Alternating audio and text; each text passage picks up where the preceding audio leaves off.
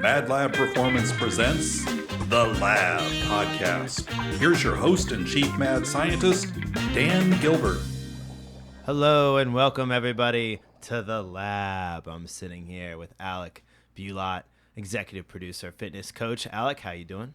Doing pretty well. Staring at the camera today, just decided to do something a little bit different. Little finger guns. Yeah, I like that. I like that. There you go. Very, very original. Very original. Yeah. Jack Flowers, you join us again. QB guru, fitness coach, knower of all things. Again, that's a stretch, but thank you. I'm happy to be here, especially for this topic. Well, It'll we're be a all good about one. mobility here. We brought you because of the knower of all things portion. Mm-hmm. Yeah. I'll try my best. Okay. Today, gentlemen, we're talking football. Foosball. And we love that foosball. But before that, Yes. we need to talk about our sponsor. Today's podcast is brought to you by FNX Fitness. If you're looking for a supplement company that will help you rise up, look no further than FNX Fitness, with products ranging from Recharge to help amp up your workout, Restart for your AM protein blend, and Rebalance for all your super green needs. Alec loves that one.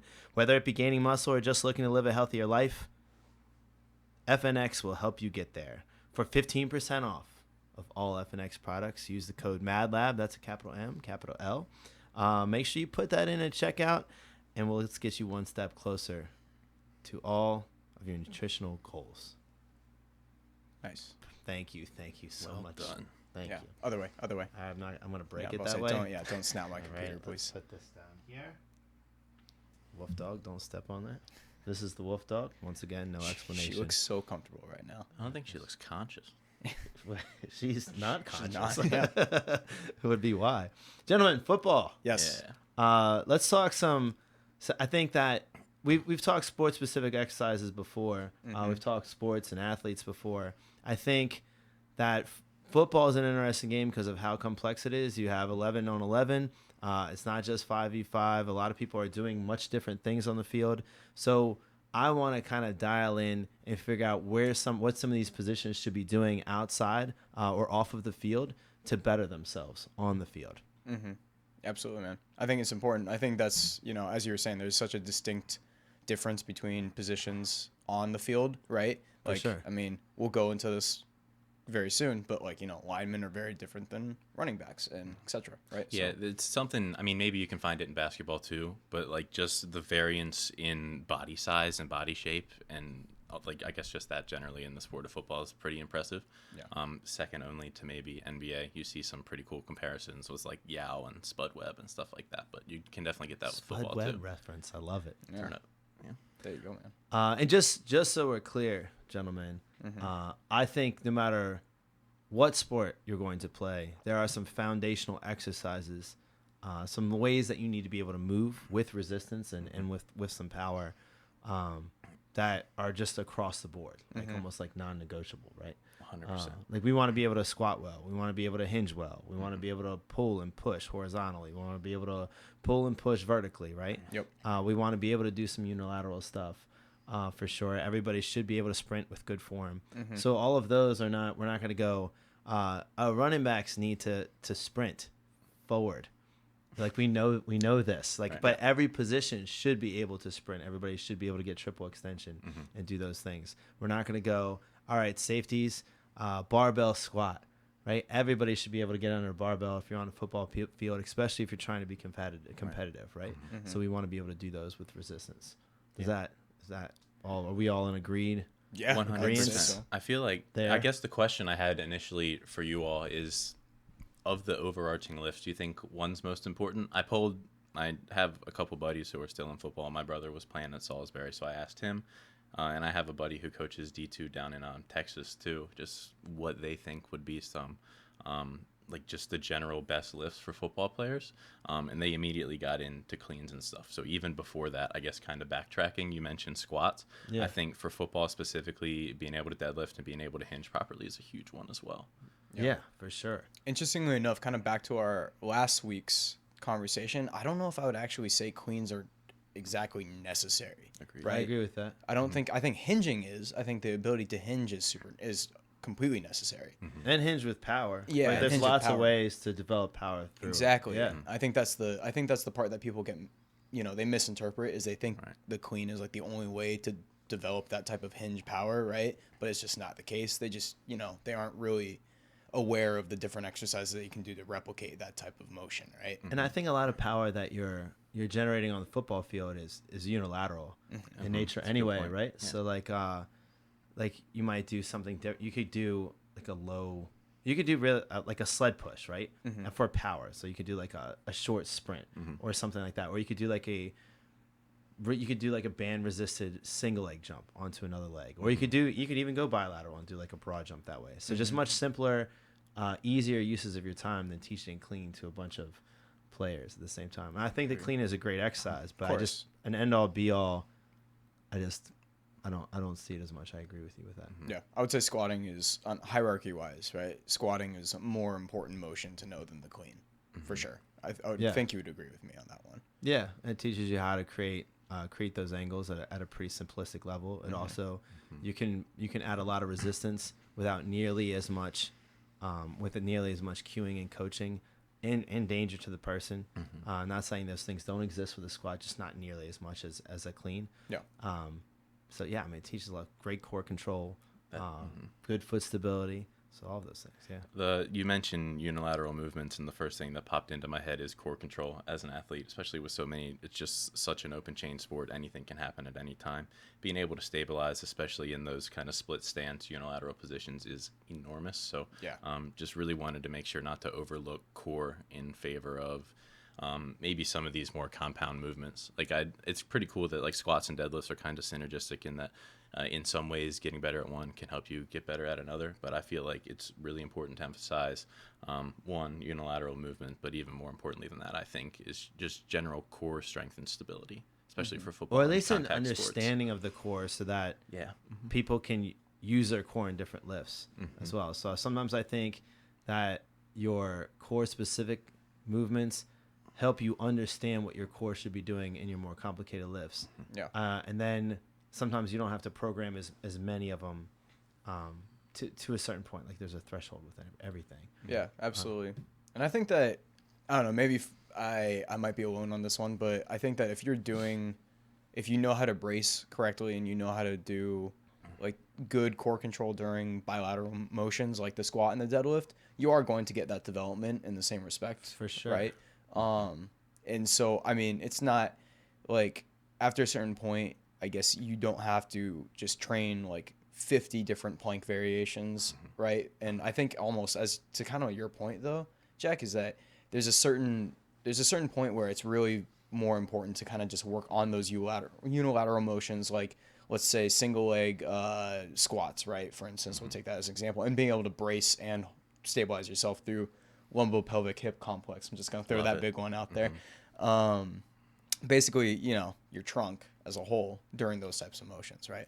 So, Especially I didn't even have to go in there and tell the general public what you were talking about. So yeah, you did right. It, you did it on your own. Exactly. I caught myself. We're this time. evolving. We're evolving. Impressive vernacular, I must mention as well. Sorry to cut you Spectacular off. vernacular if we're trying to rhyme. Bum, bum, bum, But bum. I know. That's the second DJ noise I've gotten today, so that's impressive. How are we gonna break down the positions? Because I don't know if we need to go like, all right, here's what a right guard should be doing. Right. Here's what a left guard should be doing. All right, so like I feel like we should categorize, and we talked a little bit about that. What did we come up with? That? So I'm actually going to turn this to Jack because you had a really good explanation. I just got this that's from right. the 1 year college football I did play. This is just how they broke the position groups up for lifting and for the conditioning tests and stuff like that. First group is skill players. This will be your wide receivers, your cornerbacks, pretty much any back position, if you will, running backs, defensive backs. Next is what's called hybrid, which would be linebackers, quarterbacks, fullbacks, tight ends, things like that, kind of mid-size. And then, of course, the most important, saving the best for last, the linemen. Yep. We'll call them the uglies. Big uglies. Love them. Yeah. Quarterback ends up in a hybrid.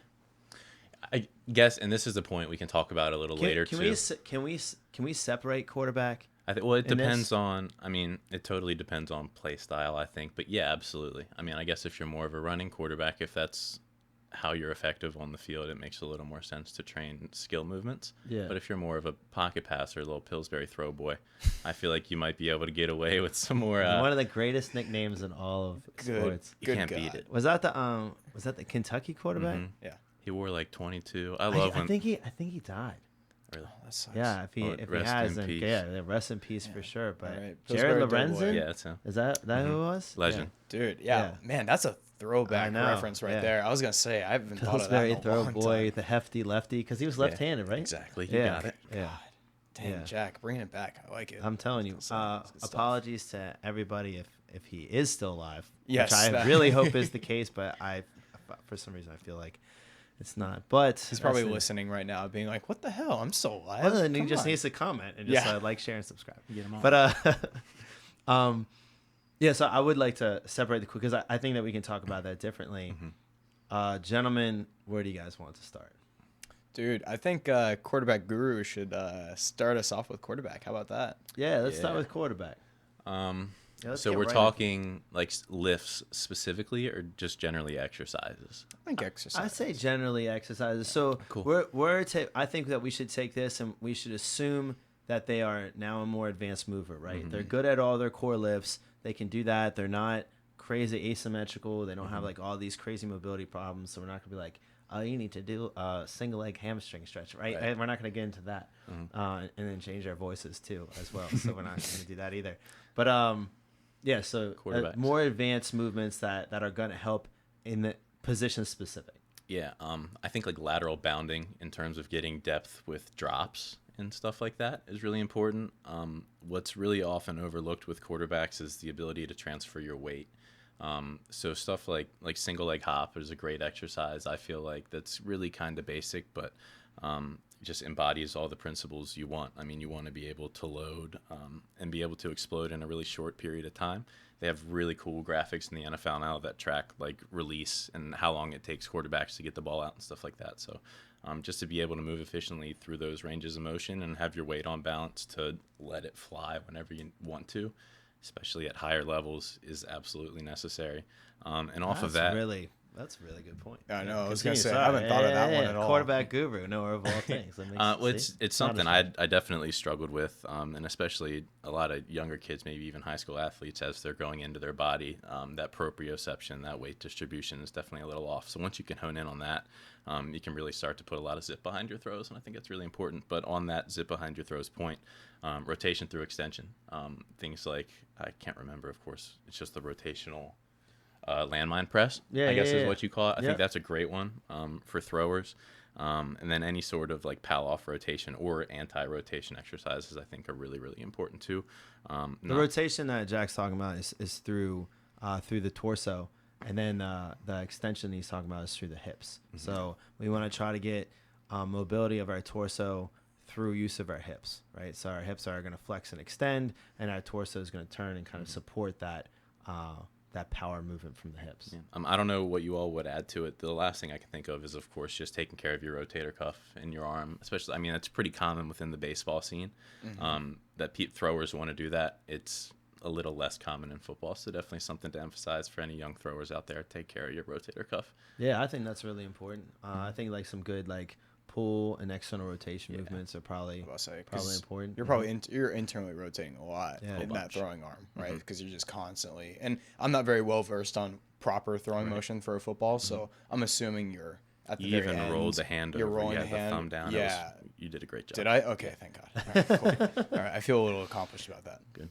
But that leg drive and be able to transfer power is extremely important because your release time takes a lot of pressure off of your linemen. It helps with timing with your wide receivers. Being able to put zip on the ball also gives cornerbacks and linebackers that are sitting in the middle less chance to react upon the play.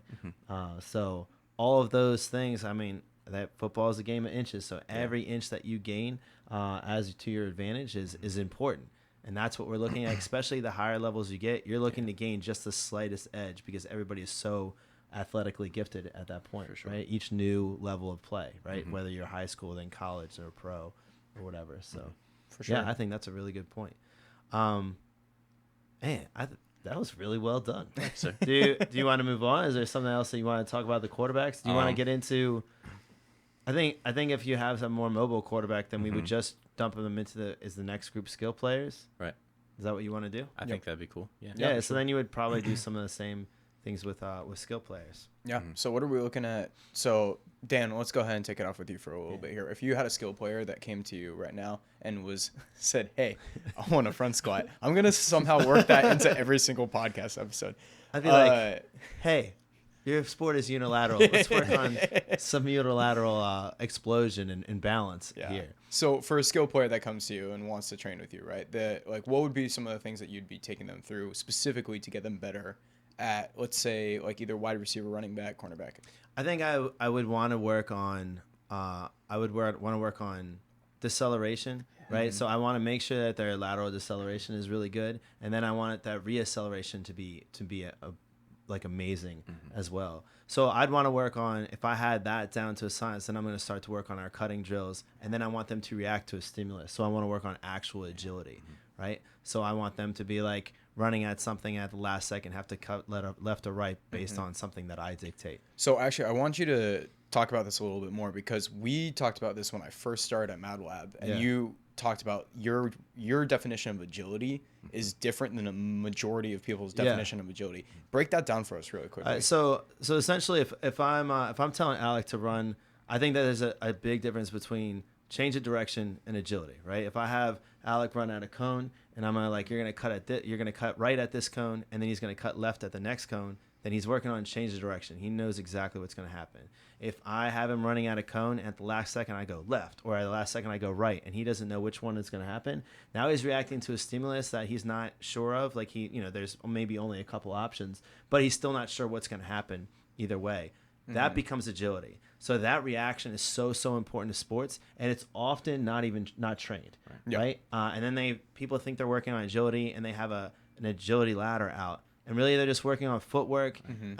Depending on how fast they go through it, maybe a little bit of conditioning, maybe some decelerative concepts just from the constant plyometrics, right? Yeah. But otherwise, nothing super advanced. Yeah. Right. And then also, once they're already good at a ladder, like get them some relatable skills to the field. Get them as close to what they're going to do on the field as possible. Yeah, and I guess to that point, progressing from change of direction, crossover step, and being able to flip your hips. I just think defensive back. I guess, for sure. I don't know how you'd explain it better than a crossover step, but yeah, just the ability to be loose through your hips and be able to. You want to be able to flip your hips, exactly. Well, right. So any exercises that I can get them to flip their hips and then and transfer their weight really well and smoothly, right? Can I have a cornerback go into a back pedal? Can they flip their hips? Can they sprint backwards? Then they go back into the back pedal. Can they turn and run laterally? And they do all these things in an agility setting, right?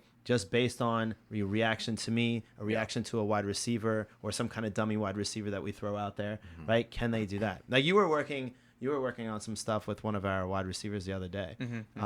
So I mean, you were playing dummy cornerback. Very much a dummy cornerback, I'd say. No, I'm just kidding. But yeah, so then he has to react to things and he has to work on specific stuff. So I would say that kind of stuff. I really want the guys that are going to go into contact.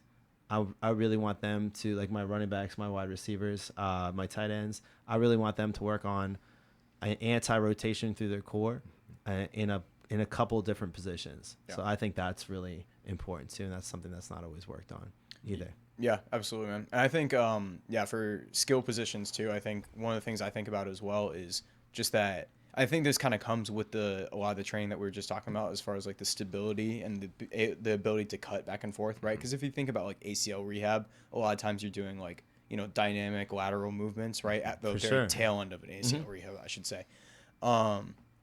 But I think that's really, really crucial as well. Is like stability through the core, but also like stability through the entire leg to a certain knee, point, the knee, the foot, yeah. etc.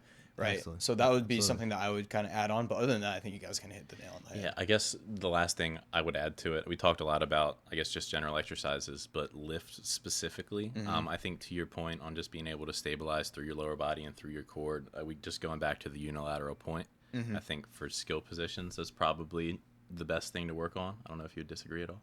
So like something like a lateral lunge or a lateral step down. That'd be great. Stuff I mean, like I that. was thinking just unilateral movements in general, but yeah, to your point of changing direction and just creating the correct angle, something like a lateral squat or a lateral lunge. I want to say like incredible. I almost want to like throw in an RFE in there because I think it's Yeah. great. But I feel like all these positions could, so I'm just trying to be Yeah. more position specific because I feel like everybody, if you play unilateral sport, you should be. Yeah, You should be I was gonna say RFE all these guys before, are yeah. all these guys are doing some type of Yeah. like when they're moving on the field, their feet are in different positions and they're Yep. not. They're just sitting, squatting. So right? we're looking at if we're looking at our mechanics, we're working on deceleration, reacceleration. If we're looking at our lifts, we're looking at for being specific with them, some lateral, some like loaded lateral movements, some anti-rotative movements through the core, and then our field work is a lot of agility of what that position is going to do. Yeah, and I do want That to covers a good amount. add something else as well in because this is something that you see a ton of just in football training programs out there,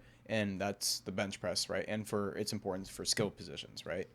The reason I really want to throw that in there and just some ideas of like upper body movements that might be pertinent for skill positions is I don't truly think that the bench press is necessary to do constantly, right? Like Right. over and over and over again for skill positions. The main reason for that being is like besides let's take the receiver who's going to break off of that DB who's maybe pressing on them or the DB who's trying to jam them in the first place, right? That's going to be important, but at the same time, there's a lot of different motions that could also help that same type of explosive push, right? Yeah. Constantly harping on the bench press is something that I think just obviously with football training programs just gets overworked way too much for skill position. I think that's players. an excellent point. I mean, if I want somebody to be able to get their hands on somebody in a cornerback setting, or if they're a wide receiver and I want the hands off somebody, I'm still going to work some of the same things, right? I want the scapula to be stable. I want stable shoulder blades. Then you are looking at some unilateral push pull and stuff like that. And then I want crazy grip strength on both sides, right? I was gonna say running backs, especially when you think about like Yeah, when pass I did block. play, Yeah. yeah, and then also just being able to carry the ball though, right? Like Yeah, if you don't have the strength to be able to not get the rock knocked out of your hands all the time, you're gonna be fumbling constantly. Yeah. And that's not ideal. That bench Yeah. press doesn't help that much. To your point, I feel like with skill players, the only reason I can see a bench press applying to the field would be cornerbacks and pressing, but I don't think bench press is necessarily the best. But then you're exercise for also that better. anyways. Your better use of your time would still be Power. power and then just in unilateral because people are gonna still try to move your hands. You when you're jam with one pressing. hand Yeah. anyways. It's not like they're just gonna like start to lean on your hands and you're gonna slowly press them away. Right, for You know? strength. Yeah. They're gonna be like with a trying to certain knock tempo. your hands away, so you're gonna have to be able to stabilize and then like Yeah. remove. So you also want to like work on hand quickness. Yeah, I'm pretty well, sure. yeah. I'm pretty sure Prime got good because he'd be like, "Hey guys, just stay right there and just let me slow you press right. away." Yeah. Yeah. Because his game is all about slow Yes. forward movement. Yeah. Strength. Yeah. Exactly. So contrasting to that, let's talk about the big guys a little bit. Unless is there anything more you guys want to add on for skill? Because I think there's so much that we could talk There's about so here. much. And so then when we say that there are like, we're just trying to be like, all right, here's somewhat of the differences and like where we'd spend a good amount of time versus another position, right? Because again, there's a lot of these concepts that carry over into all of them, right? I mean, it's really hard to argue that you wouldn't work grip strength with every single position, right? I mean, it helps you at, like on all positions, right? I don't know how much grip strength a kicker needs. But I mean, I don't know. gotta They have to come flatten down. that They ball got. They on got the to ground. Yeah, I was they gonna got. say, They got to come down and tackle. At They some might point. have to Yeah. make that game-saving Yeah, tackle. and if you get some jersey and like put somebody down, then Yeah. You love to see it. yeah. God, You those hate it poor on the other kickers. team. The kicker made the tackle. Come on.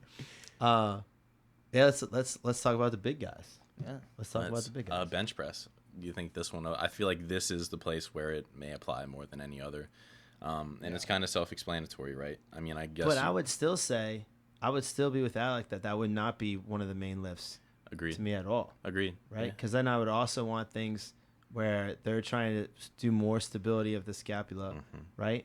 I also think that rowing would be single arm, like a lot of your single arm rowing concepts would be more of their upper body volume than a horizontal press. So that's a curious one, right? So I want you to be able to get back to your position a little bit, Jack. But like for rowing, right? I think rowing's huge. Obviously, rowing Huge. once again for every position in football. I think that's a big one. And We also talked about human it. beings, because I almost knocked my mic over. That was a good horizontal push. Yes, exactly. But what was I going to say? I think so. I was gonna say, thinking we're about posterior like, chain dominant as human beings anyway. exactly. So rowing's Yeah. always going to be. So go ahead. and just from like a football technical standpoint too, like linemen obviously are going to be trying to, like let's say they actually have to pull for like a trap play or something like that, right? Like there's motions where they're going to be rowing in that type of horizontal plane, right? So it makes sense for that, right? So, but I want you to get back to the bench press for a second. So why would you say? Let's go ahead and just give you the chance to argue your case. Why would you say they should bench press more often? Well, I completely agree that generally they should row more than they should bench press. But I think just relative to all the other football positions, it makes more sense for the linemen to do more benching, just based on the fact that their job is to hold people in place. But then to Dan's point, you're only really pressing for like a tenth of a second, a half a second max. And the rest of the play, when you're doing your job holding your block, is the stability and being able to grip somebody and hold on to them and get your position underneath of you, and balance your weight how you need to. So, I mean, yeah, it's definitely a glamour lift, but in terms of necessity in football, I think you can kind of throw it out. Okay. Yeah, I mean, again, you don't have to get rid of it, and I think it's a piece that every football player is going to use at some point. Wouldn't say it's like if I'm about to highlight something, it's not what I would highlight. It's like, really I want interesting. I want them to have crazy pop through their hands. So if they're gonna do a horizontal push, I want some power, right? I do want them to have strength that way. But if we're looking at it again, just highlighting certain movements for these guys, then let's take them and be like, all right, let's highlight something strength wise, let's highlight something power wise, and let's highlight some mechanics. Yeah.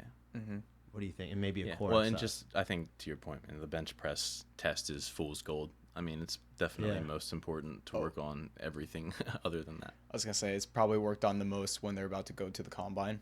Right. Yeah, for sure. Yeah, like I hate that. That's the worst thing in the combine. The combine is volume. So why is it ridiculous volume old school. horizontal push? Yeah, it's stupid. It's not. And then everybody's arm lengths are different. Like there should be. It's the same weight for different. If body sizes. if you're gonna do the bench press and you're stuck on that and you want that horizontal push, then maybe like a 3-rep max where like you go up and it's almost like a competition, right? You obviously these guys aren't doing the bench press for their first time in their lives. They've been practicing it. So they should have an idea of what they're going to hit and then be able to choose somewhat of something in the combine, right? And then based on what they lifted, that should be put in perspective of their weight and then also their arm length. Yeah. Some right? sort of equation. Not to get too off topic too, but I love the NFL.com analysis of the bench press, and they'll just say like, yeah, this person has tons of strength because they benched 225 45 times. And it's like that only says like one Which is part not even of a their measurement of strength. Yeah, exactly. either. It's just one. It's one small portion of their overall strength in general too. So it doesn't even really make sense. Like, No, it gives you a vague idea. Versus, like if somebody bench presses 225 45 times and somebody does it 28 times, then how much stronger is 45 versus 28? Right. And then the scouts will be like much stronger and like what are they? I don't think Jonathan Ogden did what, like 26 27? Not even, I don't even know if he did that. And he was like a stonewall. Those dudes with longer arms, it's just tougher. My favorite thing was when I first benched 225 for 6 reps, and I could claim that I benched more than the Honey Badger. I was like, oh yes, finally got there. And we saw how important that is. The guy's vicious on the field. Yeah. He doesn't even like his nickname. The Honey Badger. That is very upsetting. It's such to a great me. nickname. It's such a great nickname. Yeah, I loved him at LSU. Yeah, he was a monster. Oh for my sure. God. I mean, he's still really good. Yeah. He's a really good, versatile piece on defense. He has a ring from KC, right? Yeah, pretty sure. Yeah, Yeah, he yeah. did. I was like, glad he got it. Yeah. I'm glad he got it. Yeah, Rooting for that guy. yeah. So, but back to your point. So you were talking about weightlifting for each. So if we could to kind of wrap back, I'd rather have like for like a pure strength.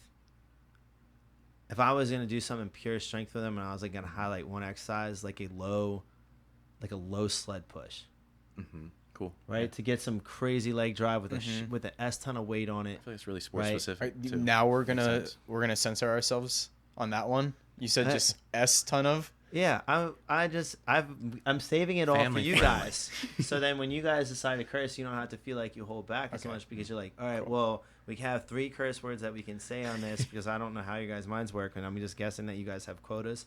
And so I was like, I'm being charitable by letting you guys have all of it. We appreciate And that, man. everybody knows how much I love to curse. So, Yes. Yeah. That's what took me off guard. I was just like, wait, what? Charitable Dan. It's Yeah. Monday. Charitable Dan. Thank you for your curse words. Yeah, so I think the low sled push is really good actually. That's one that I think a lot of people don't think of too. Yeah, they're also a because- shit ton of fun. Yeah. Boom. So How about that? Yeah, exactly. Tons of fun because they suck and they absolutely demolish you. I did sled pushes just on Monday and I was just like, or wait, no, last week. Never mind. Yeah. Anyways, not the point. Super And- versatile yeah. exercise though. Something you can do for conditioning or something you can really, really load up and do Yeah. for some strength. Yeah, so I would like it with them loading up for strength. Also, it has an element of shoulder stability Yeah. too. Mhm. Like arms are out, like scapula is nice and stable. Yeah. And then they're driving that weight forward. Like I think that's really impressive. At least aesthetically, important. it's it looks most like a football Yeah. movement than anything else. What lift specifically do you think is most important for linemen? I guess going back I would to say you dumbbell row. prioritize. Dumbbell row is Okay. probably huge because especially, I mean, and then once again, I think grip you work. can use They need grip work. Yeah, yeah. Big time with them. Yeah. If they have hands that people cannot release, if Yeah. you grab pads and the other person cannot get your hands off your pads, then you have that block. Yeah. Right? Well, you know That's well yours. from jujitsu. Yeah.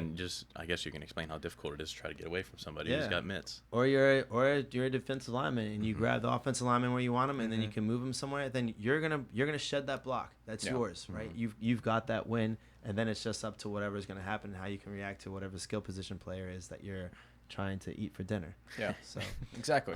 for a power movement, I want something where they can explode out of a stance. And I want them something they can use their whole body, almost like you're doing like some kind of like push press or something Like of that triple, nature. yeah. Yeah. Is there something better? like that a you guys can med think of? ball, like a med ball triple extension press, kind of like something where Yeah. you're Yeah. extending fully through and trying to drive that med ball as Yeah. far forward as you can.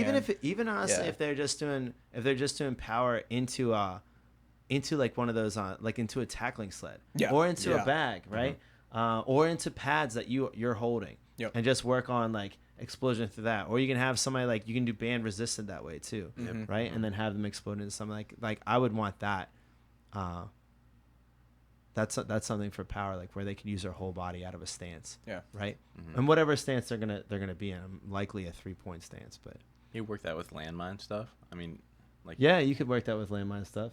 Yep. So for sure, but something of that nature is something that they're like it's gonna be how they're gonna come out of their stance, and maybe you have a little bit of variety of different ways to do it. But I want them to be able to get out of a 3-point stance really fast, and then be able to transfer that speed to like some explosive power Yeah. with their hands. Jack, do you think there's anything that we're missing so far as just like what about ambulatory motion? Like anything that in particular that you think would be important for them to know? I think Dan's point on doing core work, specifically anti-rotation work in a bunch of different positions. For both sides of the line. Yeah. I think just for football in general, because a lot of cases you find yourself on the ground or like half kneeling, or you might be in a really awkward position in just a pile of people. So, I mean, just to be able to brace your core and do something productive, because we've said it all the time, and it's really cliche, but it's a game of inches, right? Your ability to knock that guy off his path a half an inch wins the game potentially, and just little stuff like that. So think about where you get a lot of pressure from. Like you get a lot of pressure from the edges. So think about what happens when an edge rusher comes into a tackle, right? They're trying to usually get bend to the outside. That tackle is trying to hold them in place. A lot of anti-rotation there. Also, the tackle is trying to either like push them down into the ground or bring them back, right? So then a lot of anti-rotation on the core from the defensive end or whoever's deciding to rush, if it's an outside linebacker or whatever it is, wherever your edge rusher is, depending on your defense. So I kind of want to add in a little bit of a twist to the end of this, right? So let's go ahead and talk about the one position, the hybrid position, that I like to think about the most because I Punter. think yes, punter. How good do you need to be at weightlifting for punting? No, Tight Probably ends. pretty good though. But. Yeah. Tight ends. Let's talk Yeah. about tight ends because I think they're such a unique position because they do, especially depending on the gameplay style of the team, right? They Yeah. might be asked to do a lot of different things, right? That's a problem with at least pro football now, is that tight ends are asked to do a lot. So it's really hard to be a rookie tight end and really produce. So the ones that do, to me, are very, very impressive because you're asked to run block, you're asked to pass block, you're asked to understand what the running back's doing, you understand what the quarterback's going to do, how receivers are going to run the routes, and then you're also asked a lot of times to be a playmaker, right? And you're going to try to take advantage of linebackers that are going to cover you, right? So you need to understand route concepts in the whole passing game. So you need to understand the entire offense almost like a quarterback. Yeah, absolutely. Except for you also have to block. So But hey, quarterbacks have to block once in a while. No. That one chop block that they have to throw. Or Only if we do something wrong. It is always nice when someone cuts it back across the field and he gets blindside somebody, but you're not allowed to do that anymore. Matt Stafford early in his career would run out there and like smash into people. Love to see it. Yeah, I was gonna say which my I love favorite highlights of Eli Manning or Ben Roethlisberger are when they like hustle their way towards a block and they just kind of throw themselves. Mix it up a little You're bit. right, exactly. I mean, if Big Ben tossed himself down, that would block me. It that's gets for in the sure. way. Yeah. And all it has to do is like a little bit of a quarter second, and that could be the difference between a 40-yard run and a loss or whatever. So Yeah, and just I guess that's my point from earlier, being able to just brace your core and generate any sort of strength from a just huge assortment of positions, I think is super necessary. But talking about variety, back to tight ends, we talked about this a little bit before, but it really has a lot to do with play style. I mean, you just talked about Big Ben. I mean, compare him with a guy like Lamar Jackson. Lamar will fall a lot more on the skill spectrum, and although Big Ben, super mobile, Mr. Outside the pocket, extend the play. His training would probably be a little different just based on his strengths, and I think that's evident, most evident in the tight end position. If I could just improve two things on a tight end right away and make them really good at two things, it would be, I would have to say it'd be like hand strength and positioning, and then quickness. Yeah. Right. If So they can, one to catch, one to be able to block. yeah, and I think those would get them pretty far on a lot of teams. Right? Especially if you can get a big guy like that quick, right? Yeah. Because we're talking big bodies, right? Like these guys are 6'4", 260 pounds, right? Like maybe even taller. But I think they should be able to do both. If you have a tight end, he should be able to do both. He needs to be a threat in the pass game, because otherwise you essentially At just least a have threat. you have just like a guy that can block but not as well as your offensive lineman. And when he's out there, people know he's either going to run or pass block, and they don't really have to worry about him. So then it's like, is he that much of a weapon for you? Does that make sense to you guys? Absolutely. So I feel like if he lines up there, I should be, if I'm on a defense, then I should have to go, oh no, I don't know if they're running or passing because Jack's out there playing tight end. And if he is going to run around, we have to cover him, because otherwise we're in trouble. He's going to make us pay for it, right? Those to me are have really highlighted the tight end position at higher levels, right? That's why Kyle Pitts went so high to Atlanta, because he can do all that stuff. He's like a wide receiver, but then he can also block. So then, and then on that side of things, if they can't block, then you're like, all right, we're only worried about him in the pass game, and we can run anybody through him if they decide to run here or whatever. So, I think that's a broader theme in sports in general. Just being able to do a little bit of everything. You see it in baseball with Shohei Ohtani, who's pitching That's one of and the leading most the league in home ridiculous runs, which things is ever. really unique. It's amazing. He's in company with Babe Ruth, so I mean, definitely an outlier in that sense. But in I feel the like current era, which Yeah. is also I was insane. about to say it's way. I was gonna say, don't get me wrong. I'm not trying to throw the Bambino down, right? But like to me, it's way more impressive what Otani's doing now. Yeah. So especially in evolution, today's right? era. But not to get a little too much off topic. I get what you're saying. That's for the though, baseball podcast. Yeah, That's for the exactly. baseball podcast. Yes. Yeah, but you're right. Yeah, it's kind of funny because what we were talking about, everything that we were talking about earlier, right? When it comes to skill sets for pretty much every position, besides maybe some of the specifics that we talked about for quarterback, right? Like the tight end is, hey, you got to be able to do those all pretty effectively, right? And to what Dan was saying as well, right? If you want to be good and unpredictable as a tight end, I have no idea what the Wolf Dog's doing. She just wanted the blanket off of her. Yeah, talk about tight ends right there. So She's definitely a hybrid player. For sure. So it's especially to be like good and elite and above and beyond as a tight end, you have to be good at multiple different skill sets, not just average, but good, because otherwise you're going to be predictable. Otherwise they'll know that you're always going to be running routes and essentially you're a glorified receiver. Or they always know that you're out there to block, so they're going to obviously know you're going to probably be doing some type of jumbo set run play, whatever it is, right? So you can't be too predictable. So you have to work on both sides of the game. Which is why tight ends take longer to develop. Yeah. So it's a really interesting position. I think it's only getting more interesting, which also brings us to me like thinking about linebacker, right? Right now, in the program especially, the college game's been doing it for a little bit, but a linebacker might be the hardest defensive position to play right now because you're having these tight ends come at you, and coaches are literally going, how can we take advantage of this team's linebackers? So you're seeing linebackers that are really talented guys just getting torched constantly because it's almost unfair, and people are finding a weakness there. So now we're gonna have to see like defenses changes and stuff like that. What about what would you guys say for linebackers? I think linebackers Let's help these guys. Linebackers are a really interesting one because depending on what type, once again, this comes back to play style. For sure. Right? So it depends on what type of defense that your team runs, right? Well, let's say that we need this guy. He's going to have to cover, right? And he's going to have to stop the run. Okay. Let's not worry so much about blitzing, right? Some of them can do all of those, but let's worry about like coverage and stopping the run, right? Acceleration, deceleration. Yeah, for sure. I mean, I feel like a big way to take advantage of these guys is because athletes are so elite. We've referenced that a couple times. They need to be really, really quick with their reactions. And an easy way to take advantage of that is play action. So just the ability to, I guess, as a linebacker, say you bid on the run, just the ability to decelerate real quick, backtrack, flip your hips, do a nice little crossover step and get into your pass drop is, I think, pivotal. I think that's the first thing I thought of off top. I would definitely want to work on some crossover stepping because then it's the easiest way to look into the backfield and move laterally, right? At the same time. A lot of your lateral movement's going to matter an awful lot.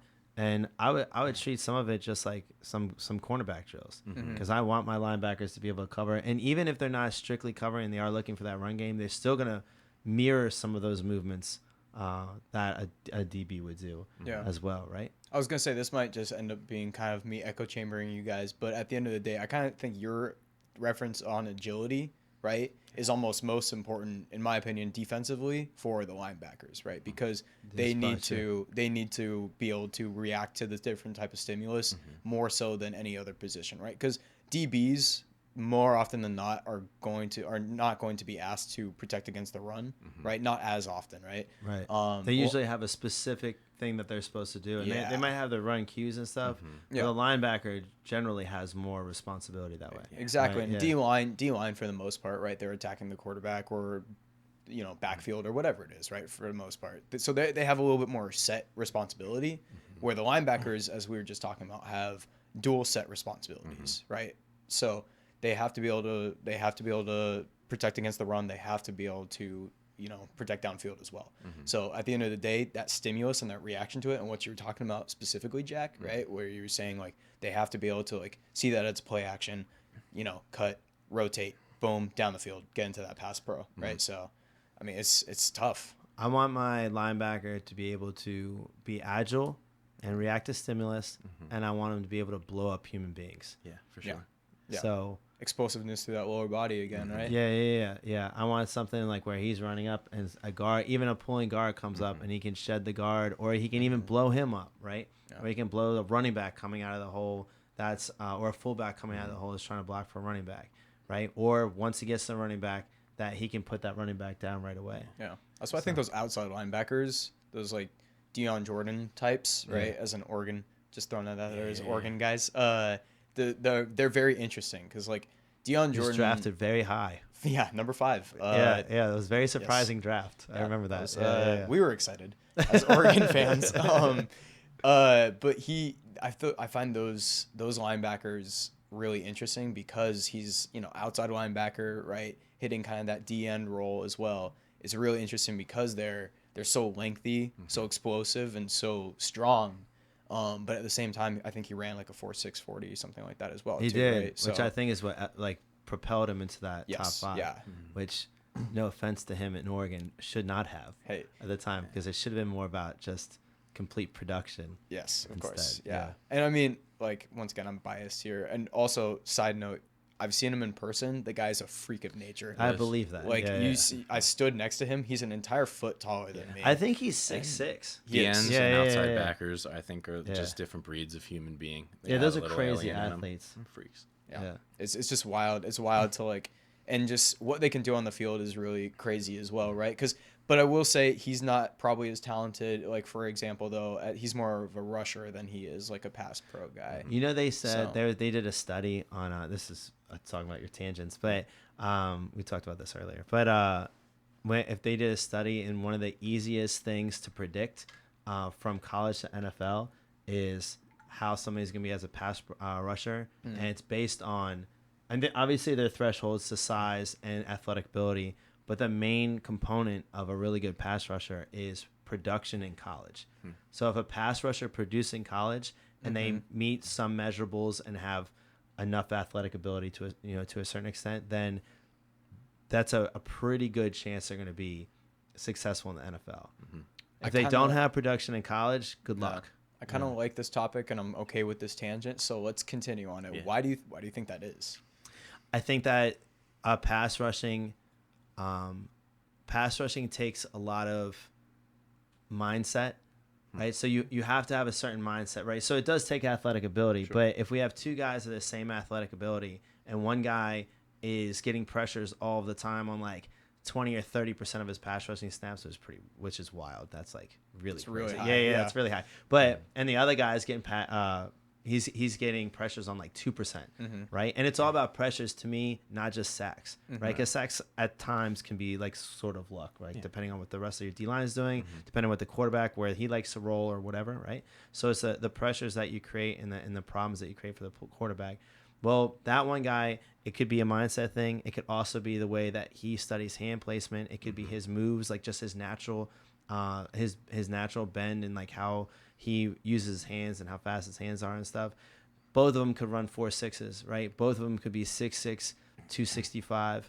But the one is just going to be much better pass rusher in the NFL. Yeah. I mean, you do get some rarities of guys that never produced in college and then they produce in the NFL, but it's rare. Like if you look across the board, most of your guys have done a lot. Were dominant in college. So not just good, they were dominant. Yeah, that's kind of tough. I mean, you just need to be so versatile in that position. I mean, there are so many ways, to your point, to get pressures, whether it's being bendy, whether it's bull rushing, whether it's sticking your hands up and batting down a pass. I mean, there are so many ways to be effective at the D end or at the outside backer position. I feel like play style comes a lot into play with this one in terms of how you're training. But yeah, I mean, just to the point, the versatility that these guys need to, I guess, demonstrate is absolutely off the charts. I also think that there's a ton of coaching involved on the defensive line and the offensive line, but not as much and not as broad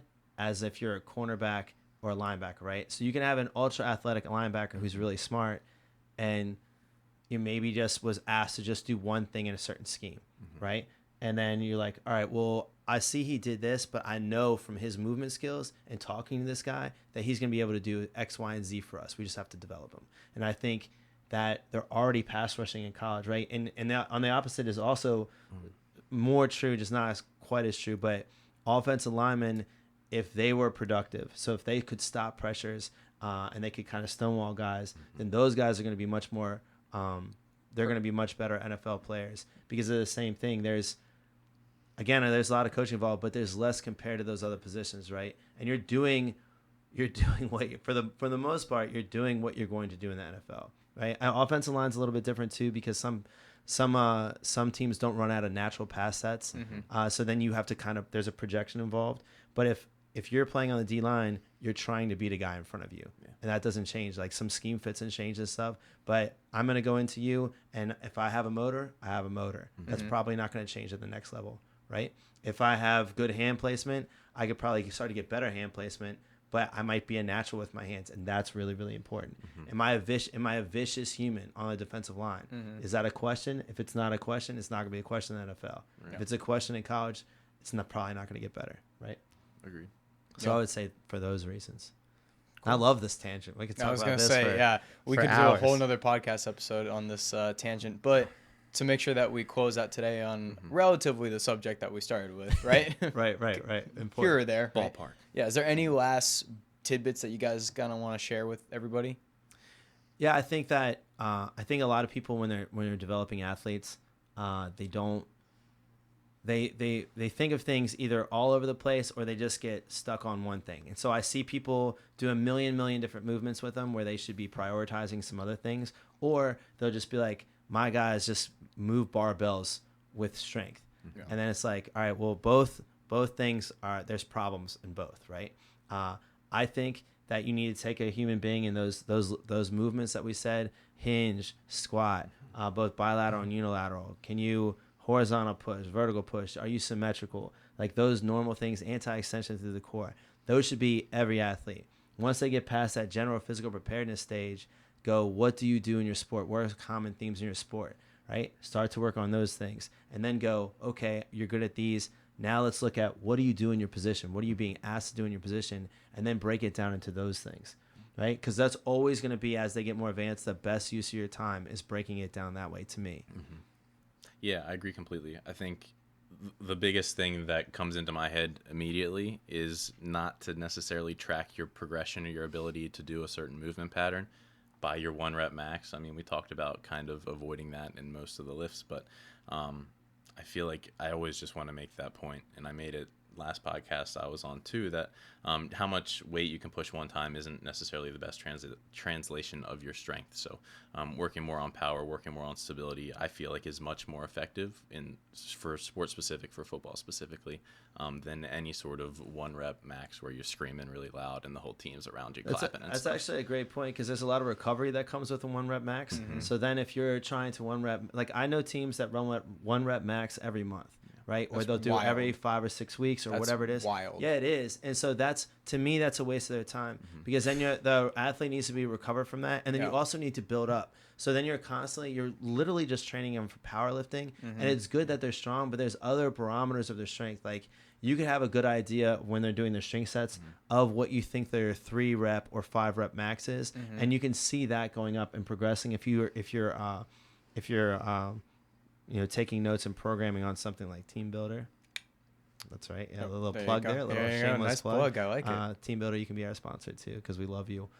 So please sponsor our podcast. But if you're doing that, then you can tell that athlete's progress going up. You don't need to do a 1 rep max all the time. I think that's a really, really good point. Yeah, I mean, I would go as far to say that like the idea that person's having them 1 rep max every single month is the reason I said that's wild, is because that's, in my opinion, they're just being a detriment to that person on the field at that point. Like the amount of stimulus that it takes on your through your central nervous system, but also like just the toll that it takes on your muscles, right? Like the breakdown of the muscle fibers itself from those 1 rep maxes are a lot. So if you're going to ask them to do that consistently and then place them on a football field where they're just jamming each other and just not a good use. Throwing each other around, it's just not worth it. Like you want these guys, dude, I was listening to a podcast with Von Miller. He was talking about his off-season training He was routine. productive in He's college. a pretty cool dude. Super productive. Yeah, he is a cool dude. He's a very for cool sure. dude. Yeah. I mean, I haven't met him in person, but he sounds like a cool dude. He could also sponsor our podcast. Yes, Von Miller. We love sponsor our Von Miller. podcast. Denver Broncos. Think about it. Our Canada listener is going to love this because he's a big Denver Bronco fan. Fair enough. Shout out to Taylor Morrison out there. Canada listener. I like it. Yeah, we might have multiples. They could all be Broncos fans. I don't know. Fair enough. But the point being is that Von Miller was talking about his off-season workouts, and they were asking him how often do you bench? How often do you squat? All these things. He's like, never. Yeah. Never. Yeah, and they're just like, wait, you don't just like max out all the time? He's like, hell no. Dude, I want to make sure I'm feeling good consistently. You know what the worst thing about that is they'll take Von Miller and they'll be like, oh, he doesn't need to do this because he's a freak athlete. And he does this if he, and it's like, that's not the case. I mean, he is a freak athlete. However, he's being smart. Like, that's how you really should train. Find out the best find out the best athletes and the guys that you want to replicate and figure out how they're training. And I guarantee that they're not under a barbell all the time. You know, they're not. They're being dynamic. They're figuring out what they do in their position, and they're doing that very specifically over and over and over again. Yep. And to, I think, the most important part of sports, the best ability is availability. Yeah. If your players aren't available, good luck. For And sure. I think it's a big problem at all levels right now. I think you're even looking at probably, I would say, a third to half of the NFL programs don't really have injury prevention down. Yeah. And it's super evident. I mean, just in training camp the past couple of years, however many guys are going out, and that's the big goal. Or I guess it comes back to what's the big goal? Would you rather perform in the weight room and put up numbers there, or would you rather put up numbers in the win column? Right. Where does it got to apply? Oh, look at that! I like that. I was Put gonna up say numbers in the win column. some Jack Flowers wisdom hitting us right there. There we dubs. go. I like it. I think we guys- can. I think that we can end on that one. And I don't know if you agree. go first or if I go first, because I get this wrong every single time. And also, we do a promo every week. Yeah. Apparently. Yeah. Well, guys, thank you very much for listening. As per usual, remember, if you like the podcast, if you like the YouTube, to make sure that you like, subscribe on both channels. Once again, you can find us podcast-wise on pretty much every platform that you can listen to podcasts, and on our YouTube channel under MadLab Performance. If you do like and subscribe, make sure to hit that little bell so every time we post something new, you're going to get a little reminder. Thank you. Once again, we appreciate you. Back to you, Dan. Ladies and gentlemen, this has been another episode. Thank you kindly to listening to The Lab.